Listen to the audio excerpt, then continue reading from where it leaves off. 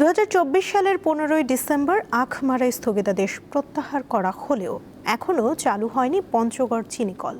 এরপর পুনরায় আখ চাষ করে বিপাকে পড়েছেন স্থানীয় চাষিরা। চিনিকল সংশ্লিষ্টরা বলছেন, পুনরায় কারখানা চালু নির্ভর করছে সরকারের ইচ্ছার উপর।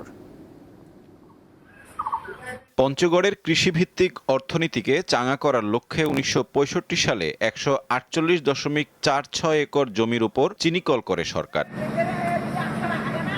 বছরের পর বছর ধারাবাহিক লোকসান গুনতে থাকায় 2020 সালের 1 ডিসেম্বর সরকার আখ মারাই কার্যক্রম স্থগিত ঘোষণা করে। 2024 সালের 15 ডিসেম্বর আখ মারাই স্থগিতাদেশ প্রত্যাহার করা হলে পুনরায় আখ চাষ শুরু করেন স্থানীয় চাষিরা। আমরা বিশ্বাস করি যে অতি স্বল্প সময়ের মধ্যে আমাদের জাতীয় নির্বাচনে যে ইশতেহার ছিল যে বাংলাদেশের প্রত্যেকটি ভারী শিল্প প্রতিষ্ঠানকে পুনরায় আবার চালু করা হবে। আপনি যদি দয়া করে পঞ্চগড় সুগার মিলটা আমাদের চালু করে দেন পুনরায়, তাহলে আমরা কৃতজ্ঞ থাকব। তবে কারখানা কর্তৃপক্ষ বলছে, চিনিকল চালুর বিষয় সম্পূর্ণ সরকারের ইচ্ছার উপর নির্ভরশীল। পঞ্চগড় সুগার মিলে বর্তমানে জনবল কমিয়ে নেওয়া হয়েছে।